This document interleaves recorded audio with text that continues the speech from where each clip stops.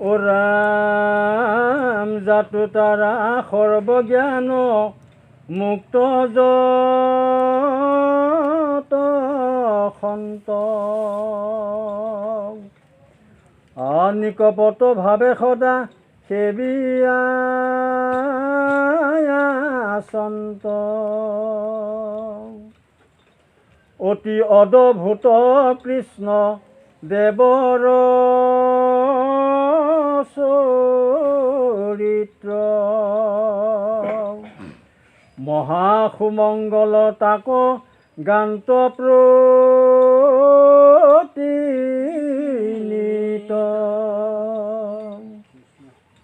আনন্দ সমুদ্ৰে মন হয় মগন মুখ্য আদি কৰি সবে দেখে যে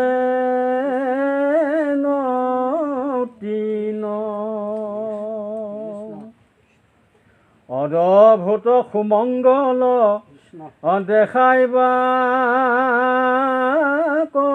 মনে অৰাম বিশেষণ দিয়া স্তুতি কৰন্ত পুনে অব্যক্ত অক্ষৰ আদ্য ব্ৰহ্মাৰু ঈশ্বৰ ভকতি যুগৰ প্ৰাপ্য যিটো ব্ৰহ্মপৰ অনাহিকে ইন্দ্ৰিয় নাহি কয় অন্তজাৰ অহেন পৰিপূৰ্ণ স্তুতি কৰি বাৰম্বাৰ ঈশ্বৰৰ পৰিপূৰ্ণ দেখাই বাক কাজে পুনৰপি বচন বোলন্ত গজৰাজে অৰাম ব্ৰহ্মাই আদি কৰি দেৱ যত বেদৰাশি নাম ৰূপে চৰাচৰ আচয় প্ৰকাশ সমস্তকে যাৰ অংগে সৃজন কৰয় আত দুই দৃষ্টান্ত বুজি বেলা গয় অৰাম অগণিৰ জানা যেন প্ৰতিক্ষণে হয় আদিত্যৰ ৰশ্মি যেন যাৱয়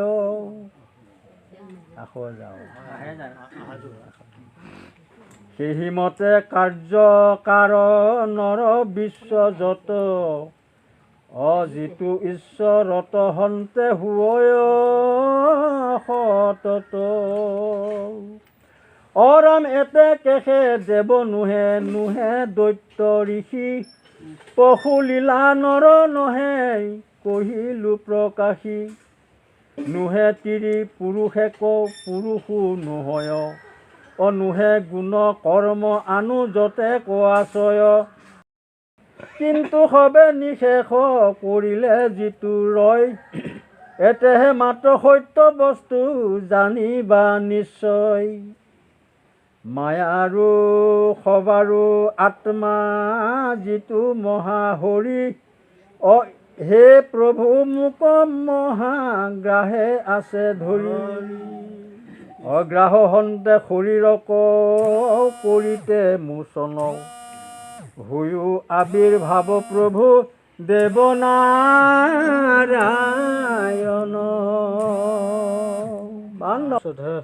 সমস্ত এমতি সমস্ত বান্ধৱ কৃষ্ণ বুজি পাইছে চাগে তথাপিও আমি চমুকৈ দুআষাৰ আগবঢ়াব বিচাৰিছোঁ আপোনালোকেও আগবঢ়াব এতিয়া গজেন্দ্ৰই ভগৱন্তক তুতি যিটো গতিত কৰিছিল প্ৰথম পৰ্যায়ত তাতকৈ আৰু গতিটো আৰু বঢ়াই পেলাই কৰিছিল বিশেষণ লগাইছে তাৰমানে ভগৱন্তৰ যিখিনি গুণ চৰিত্ৰ সেইখিনিত মানে আৰু বঢ়াই পেলাই তেখেতে তুতি কৰিছে যাতে প্ৰভু মোৰ প্ৰতি তুমি সদয় হোৱা এই গাহে মোক ধৰি আছে গাহৰ পৰা তুমি মোক মুক্ত কৰা এতিয়া ভগৱন্তৰ এটা তত্ত্ব প্ৰকাশ কৰিলে যে যিটো কোনো বিচাৰি নাপায় কোনো কৰিলেও নহয় সেই বস্তুটো তোমাৰ দ্বাৰাহে হয় বা তুমিয়ে সেই বস্তু। অৰাম বাহিৰে ভিতৰে ব্যাপী অজ্ঞানে আশ্ৰয় অহেন গজ জাতিৰ জীৱাক নলাগয়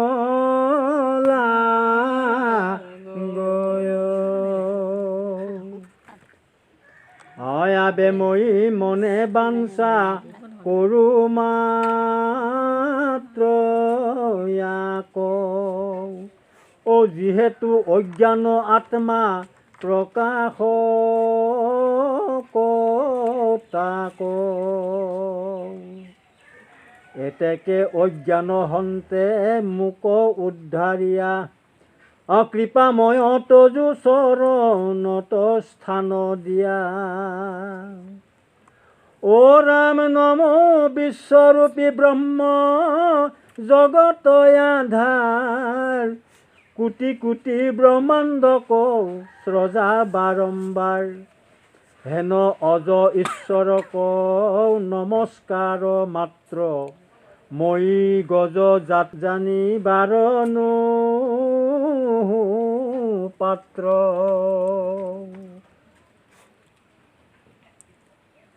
ভক্তি যোগ বিনে দুখ অৰূপে ন পায় অভকতিৰ বলে পুনু অভকতে দেশয় ঈশ্বৰ অৰ্পিত কৰ্ম অজাহাৰা কৰয় অসেহি কৰ্মে পূৰ্বৰু কৰ্মক কৰে ক্ষয় অহয় শুদ্ধ হৃদি ভক্তি যোগ উপজয় অহেন যোগী সবে যাক সদায়ে দেশ অহেন ভগৱন্তক প্ৰণাম বাৰম্বাৰ অভক্ত যোগী সবেশে পৰম প্ৰিয় যাৰ। এতিয়া গজৰাজে কৈছে যে মই অজ্ঞান, মোৰ কোনো জ্ঞান নাই। আৰু গোটেই জাতিটোকে কৈছে যে গজৰ জাতিটোৱেই মানে জ্ঞান শূন্য। গতিকে যিহেতু তুমি আত্মাৰূপে আমাৰ হৃদয়ত প্ৰৱেশ কৰি আছা, তুমিয়ে জ্ঞান প্ৰকাশ কৰিব লাগিব আৰু তোমাৰ দ্বাৰাই জ্ঞান প্ৰকাশ হয়। আৰু যিটো ভগৱন্তৰ প্ৰকৃত স্বৰূপ সেইটো ভকত আৰু মহাযোগীসকলেহে জানে, একমাত্ৰ ভকতিৰ দ্বাৰাহে। বিনা ভকতিয়ে তোমাক কোনো জানিব নোৱাৰে। সেইকাৰণেই শাস্ত্ৰই কৈছে যে ভকতি কৰন্তে জ্ঞান আপুনি হয়। ভক্তি কৰিলে জ্ঞান আপোনা আপুনি উদয় হয় আৰু সেই জ্ঞানৰ দ্বাৰাহে ভগৱন্তক পোৱা যায়। তেওঁতো জন্ম মৃত্যুৱেই নাই। ইয়াত কৈছে অজ, তুমি অজ বুলি কৈছে। অজ মানে যাৰ জন্ম মৃত্যু নাই। আৰু তুমি সৰ্বব্যাপক, তুমি সমস্ততেই ব্যাপী আছা, আধাৰ স্বৰূপে তুমিয়ে আছা। গতিকে তোমাক জানিবৰ কাৰণে আমাৰ নিচিনা গজ জাতি শক্তি নাই। আৰু তোমাক জানিবলগীয়া হ'লে একমাত্ৰ ভকতিৰ দ্বাৰাহে তোমাক জানিব পৰা যায়। সেইকাৰণেই বস্তুটো হ'ল কি, ঈশ্বৰক পাবলগীয়া হ'লে আমি ভকতি কৰিব লাগিব। আৰু ভকতি কৰিলেহে তেওঁ কৃপা কৰিব। তেওঁ কৃপা হ'লেহে তেওঁক জানিব পৰা যাব। তেওঁ বিনা কৃপাই কোনো তেওঁক জানিব নোৱাৰে। ৰাম যদি বোলা তেবে কেনে সবে প্ৰাণী ছয় অভকতি যুগক মাত্ৰ নকৰে আশ্ৰয়। ৰাম ভাল এইটো প্ৰশ্ন আৰু শুনি উত্তৰ নমোহ অব্যক্ত যিটো তিনি শক্তিধৰ।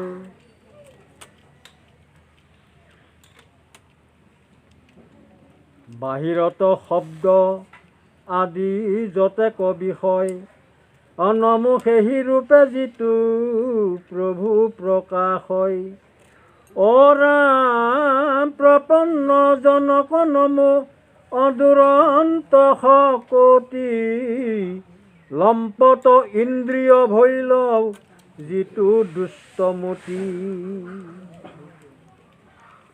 তেৱেসে যাহাৰ পথ বিচাৰি নপাৱে, নমো নমো হেন ভগৱন্ত সৰ্বভাৱে।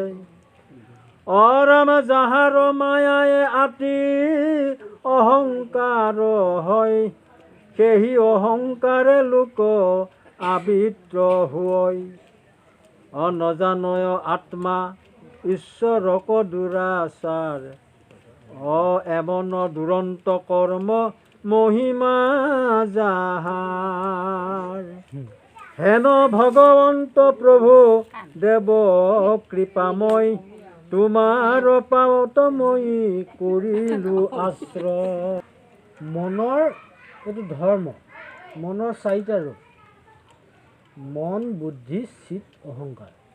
এই চাৰিটা হ'ল মনৰেই ৰূপ।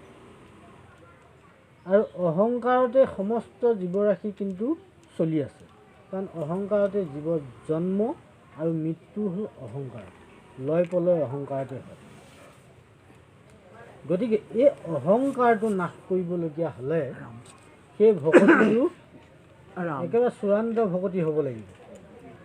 ৰাম যিটো ভকতি এই উদ্ধৱ, মৈত্ৰ, বিদুৰ আদি এই ভকতবিলাকে যিবিলাকে ভকতি কৰি গৈছিল, সেই ভকতিটো হ'ব লাগিব। কাৰণ উলামূলা ভকতিত অহংকাৰ কেতিয়াও নাশ নহয়। সেইকাৰণে মাধৱ পুৰুষে এটা ঘোষাটো লিখিছে, কৰ্মত বিশ্বাসৰ যাৰ, হিয়াত থাকন্ত হৰি, অতিশয় দূৰ হুন্ত তাৰ, দূৰতো বিদূৰ হুন্ত তাৰ, অহংকাৰ থাকন্তেও সাক্ষাতে কৃষ্ণক পাৱে, শ্ৰৱণ কীৰ্তন ধৰ্ম যাৰ। গতিকে এই শ্ৰৱণ কীৰ্তন ধৰ্মটো যিসকলে লগাই লৈছে, সততে যিসকলে শ্ৰৱণ কীৰ্তন কৰি আছে, তেওঁ সাধু সংগৰ লগত কথা নাই। কিন্তু যে ভকত হ'লেহে মই শ্ৰৱণ কীৰ্তন কৰিম, ভকত নহ'লে নকৰিম, তেনেকুৱা কথা নাই। নিজৰ লগতে সকলো সময়তে অবিৰামভাৱে যেতিয়া শ্ৰৱণ কীৰ্তন লগাই লৈছে, তেতিয়াহ'লে এই ইন্দ্ৰিয়বিলাক কি হৈছে, সিহঁতৰ প্ৰধান শত্ৰু হ'ল শ্ৰৱণ কীৰ্তন। কিন্তু কেতিয়াও শ্ৰৱণ কীৰ্তন কৰিব নিদিয়ে, ভাল নাপায়। তেতিয়া কি হয়, সিহঁত বশ হয়, বশ হৈ পেলাই যেনেকুৱা উতলা পানীত এটোপা যেতিয়া চেঁচা হ'লে, সি উতলা পানীখিনিকে বৰফ কৰিব নোৱাৰি জানো, চেঁচা কৰি, সি বৰফৰ নিচিনা শীতল হ'ব সেই ইন্দ্ৰিয়বিলাক। তেতিয়া ইন্দ্ৰিয়বিলাকেও সেই ব্ৰহ্মগতিত লীন যাব, লীন গৈ সিহঁতে তেতিয়া আগবঢ়াই নি থাকিব। সিহঁতে কিন্তু উৎপাত আৰু নকৰে, পক্ষ হৈ যাব, সহায় কৰিব। তেতিয়া কি হ'ব, জীৱন্ততেই মুক্ত হৈ যাব, জীৱ তৰি যাব, জীৱন্ততেই মুক্ত। সি তাক সংসাৰৰ কোনো তাপ দুখ পীড়াই একো কৰিব নোৱাৰে। গতিকে গজেন্দ্ৰই সেইকাৰণে কৈছে যে এই নৰসকলেই হওক বা এই জীৱসকলে কিয় ভকতি কৰিব নোৱাৰে, এইটোৱে প্ৰধান কাৰণ। সেইবিলাক ইন্দ্ৰিয় বশৱৰ্তী হৈ অহংকাৰত তেওঁলোক লিপ্ত হৈ নিজকেই মই তই বুলি যিসকলে গৌৰৱবোধ কৰি আছে, সেইসকলে ঈশ্বৰক কেতিয়াও চিনি নাপায়। নাম ল'ব লাগে, ৰাম কৃষ্ণ বুলি কৈছে, কিন্তু যিটো দ্বাৰা আমি তৰিব পৰা যিটো ৰামকৃষ্ণ, সেইটো নহয়। তেওঁ স্বাৰ্থলৈহে ৰামকৃষ্ণ বুলি কৈছে, যে প্ৰভু তোমাৰ নাম লৈছোঁ, মোক অমুকটো কৰি দিয়া, মোক অমুকটো আনি দিয়া। এইটো অহংকাৰ বশৱৰ্তী হৈ সেইবিলাক কৰ্ম ঈশ্বৰৰ নাম লৈ কৰি আছে। আশাবাদী। সেইবিলাকৰ দ্বাৰাই কেতিয়াও ভকতি নহয়। ভকতি সদায় নিষ্কাম আৰু নিৰ্গুণ ভকতি হ'ব লাগিব। তাত আশাৰ লেখ মাত্ৰও তাত থাকিব নোৱাৰিব। এতিয়া আমি প্ৰত্যেকেই কিন্তু স্বাৰ্থতেই জড়িত হৈ আছোঁ। আজি লক্ষ্য কৰিবচোন, ব্যক্তিগত স্বাৰ্থটো ইমান প্ৰবল হৈ উঠিল, যিটো স্বাৰ্থৰ কাৰণে ভাগৱত পাঠ সাধু সংগ মানুহে ত্যাগ কৰে। কাৰণ পাছত আহিলে একো নাপায়। কিন্তু মই যদি অমুকত যাওঁ, মোৰ পৰিয়ালতৰণৰ মই ব্যৱস্থা এটা পাম বা ইনকম হ'ব, মোৰ লাভ হ'ব, এই ব্যক্তিগত স্বাৰ্থলৈ গ'ল। গতিকে কৃষ্ণই অৰ্জুনক কৈছে যে মোক পাবলগীয়া হ'লে পুত্ৰ আৰু মাতৃৰ যিটো বন্ধন, প্ৰেম বন্ধন, সেইটোৱে বিচাৰিলেহে পাব, নহ'লে নাপায়। একে সিদ্ধান্ত দি দিছে। আজি পৰিয়ালৰ কোনোবা এজন যদি পৰলোক হয়, আমি যদি পৰলোক হওঁ, সকলোৱে কান্দিব। মোৰ মিতিৰ কুটুম, বাই ভনী সমস্তই, ল'ৰা ছোৱালী তিৰোতাই কান্দিব। চবৰে কিন্তু স্বাৰ্থ আছে, কান্দনত স্বাৰ্থতহে কান্দিব। কিন্তু নিস্বাৰ্থভাৱে কান্দাগৰাকী হ'ল একমাত্ৰ মাতৃ। মাতৃ বাহিৰে সমস্তই কিন্তু স্বাৰ্থতহে কান্দে। লক্ষ্য কৰিলে ভাই ককাই কান্দে, ই গ'ল যেতিয়া মোৰ সম্পত্তিৰ ভাগ মোৰ বাহিৰ অলপ। তৃতীয়ভাৱে এইটো মোৰ কলগ্ন হৈ আছিল, ই গ'ল যেতিয়া ভালেই হ'ল। ভনীজনীয়ে ভাবিব মোৰ ককাইটো থকাহঁতে অমুকটো কাম হ'ল হয়, হাই সি ইমান বয়সতে কিয় গ'লগৈ, আৰু কেইবছৰমান থকাহঁতে মোৰ এই কামখিনি কৰি দিব পাৰিলে হয়। প্ৰত্যেকৰে স্বাৰ্থ থাকে, কিন্তু মাতৃহে স্বাৰ্থ নাথাকে। মাতৃয়ে যিমান দুৰ্দান্ত সন্তানেই নহওক, যদি মৃত্যু হয়, মাতৃৰ যিটো কান্দোন সেইটো আচৰিত, সেইটো কাৰো সৈতে তুলনা নহয়। গতিকে কৃষ্ণই সেইকাৰণে কৈছে যে মাতৃৰ নিচিনাকৈ পুত্ৰ বিয়োগত মাতৃৰ যিটো নিস্বাৰ্থ যিটো কান্দোন, সেই কান্দোনেৰে মোৰ ওচৰত কান্দিব লাগিব, তেতিয়াহে মোক পাব, অনায়াসে পাব। ৰাম শুক নিগদতি ৰাজা শুনিও সাম্প্ৰত, অহিমতে গজেন্দ্ৰে বৰ্ণাই স্তুত এজত, ব্ৰহ্মাই আদি কৰি যত দেৱতা প্ৰধান, গাৱে গাৱে সবাতো আশ্ৰয় অভিমান, অহি হেতু একো দেৱ ওচৰে না সন্ত, অজগতৰ অন্তৰ্যামী অতাক জানিলন্ত, সৰ্বদেৱময় মূৰ্তি অভগৱন্ত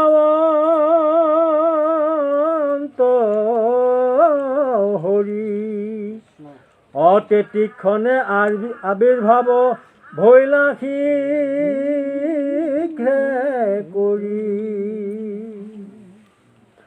অজগত নিবাস দেৱ অভকত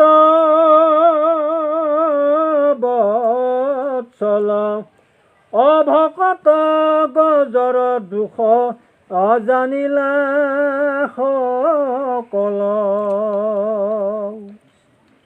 অদ্ভুত তুতিক শুনিয়া কৃপাময়, অৰাম ভকতৰ দুখে আতি ব্যথিত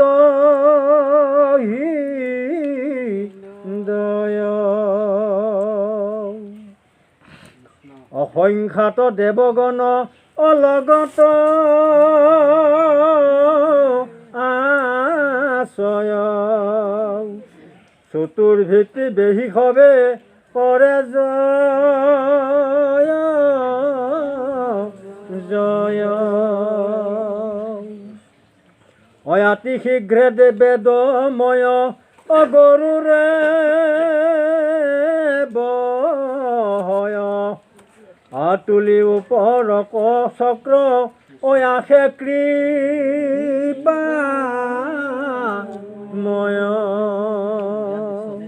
অজিথানে আচন্ত গজ অমহাদুষে পৰি একে নিমিষেকে তাকো পাইলা দেব হৰি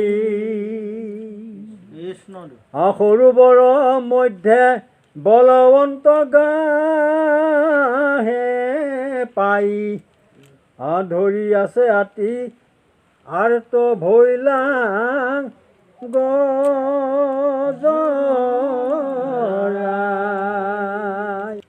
তুলি ওপৰক মাথা দেখিলন্ত তয় অগৰুৰত হৰিদেৱ আকাশে শুভয় অৰাম ওপৰক তুলি চক্ৰ ধৰি চামুৰাৰী অদেখি আঠে বেঠে পদ্ম লৈলন্ত উভাৰী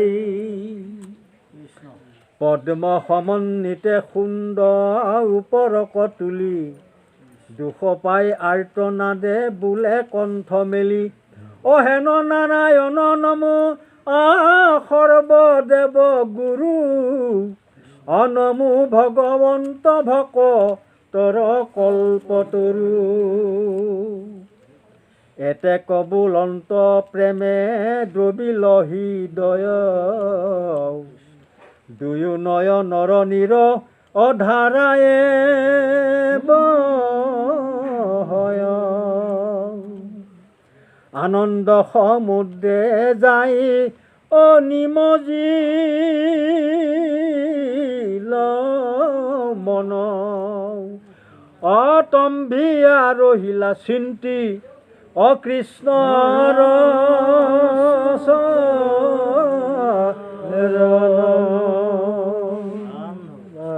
ভগৱন্ত অজ দেৱ দেখিলা তথাই আপোনাৰ দুখে গজ ৰাজে দুখ পাই যদি শীঘ্ৰ বেগে আতি গৰুৰ আসন্ত ভকতৰ স্নেহে তাকো অগমানিলন যদি এই গজেন্দ্ৰৰ লেখীয়া আমি সাধন মাৰ্গৰ যোগেদি যদি হ'ব পাৰোঁ নিশ্চয় ভগৱন্ত আমি মাতিলেও নিমিষতে আমাৰ সন্মুখত হাজিৰ হ'ব। গতিকে ইয়াত ক'লে সমস্ত দেৱতাই ব্ৰহ্মাকে আদি কৰি সমস্ত দেৱতাই অভিমান আছে বুলি কৈছে। তেওঁলোকৰ অভিমান আছে, দেহৰ অভিমান আছে, প্ৰত্যেকৰে আছে, মানুহৰো আছে। দেহ অভিমানটো যেতিয়ালৈকে নাশ নহ'ব তেতিয়ালৈকে ঈশ্বৰ প্ৰাপ্তিও হ'ব নোৱাৰে। মই কমল, মোৰ দেহ অভিমান আছে, কিয় বাপজনে মোক বাটত মাতিলে মই কিয় যাম? মই নেযাম আকৌ। বান্ধৱ কৃষ্ণ এইটো কি? দেহৰ অভিমান। এইটো চোলা মই কিয় পিন্ধিম আকৌ? এইটো চোলা নহ'ব, মোক ভাল চোলা এটা লাগিব, ইয়াতকৈ ভালটো লাগিব। দেহটোৰ প্ৰতি অভিমান থকাৰ কাৰণেই মই ভাল বস্ত্ৰটো মই বিচাৰিছোঁ। কৃষ্ণ কৃষ্ণ। আৰু মই 10জনৰ লগত কিয় বহিম? মোৰ আসনটো সুকীয়া হ'ব লাগিব। এইবিলাক হ'ল অভিমান। এই অভিমানটো ব্ৰহ্মাকে আদি কৰি সমস্ত দেৱতাসকলৰ আছে, আৰু মানুহৰতো সাধাৰণ কথা, মানুহৰ থাকিবই। গতিকে এই দেহৰ অভিমান থকালৈকে দ্ৰৌপদীক কৃষ্ণই কৃপা কৰা নাছিল। কুৰুৰাজ সভাত কৃষ্ণ কৈছিল, যদি তোমাৰ শক্তি আছে তুমি শক্তিয়ে যিমান তুমি বল প্ৰয়োগ কৰি আছা কৰি থাকা, মই কিয় যাব লাগে? কাৰণ এখন হাতে মাতি আছে, এখন হাতে কাপোৰত ধৰি আছে। তাৰমানে এই দেহৰ প্ৰতি যিটো মায়া বা অভিমান, সেই আৱৰণটো নুগুচালৈকে ভগৱন্তই কৃপা নকৰে। সেইটোৱে দৰ্শন। দ্ৰৌপদী বস্ত্ৰহৰণৰ সেইটোৱে দৰ্শন। গতিকে এই দেৱতাসকলৰ অভিমানটো ভগৱন্তই জানে কাৰণে ভগৱন্তই ক'লে যে এইসকলক দেখি হাঁহিছে তেওঁ। পিছত সকলোবিলাক তেওঁৰ লগতে আহিল, চতুৰ্ভীতি হৈ গোটেইবিলাক আহিল। কিন্তু ভগৱন্তক মাতি আছে, এই দেৱতাসকলেতো আহি পেলাই তেওঁক প্ৰবোধ দিব পাৰিলে হয়, সান্তনা দিব পাৰিলে হয়। এতিয়া কত হাজাৰ হাজাৰ বছৰ ভগৱন্তক আৰাধনা কৰি থাকে। প্ৰহ্লাদে ভগৱন্তৰ নামকে লৈ আছিল, ইমান অত্যাচাৰ, কিয় নাৰদে আহি সান্তনা দিয়া নাছিল? ধ্ৰুৱই অৰণ্যত গৈ তপস্যা কৰিবলৈ গৈছিল, বাটত গৈ নাৰদে কি কৰিছিল? গুৰু হিচাপে জ্ঞান দিয়া নাছিল।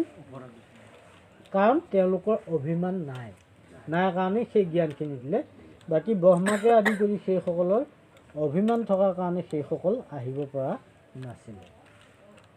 গতিকে ভগৱন্তই যেতিয়া ভকতে আহ্বান কৰিছে, আৰু ভকতৰ বৎসল ভগৱন্ত,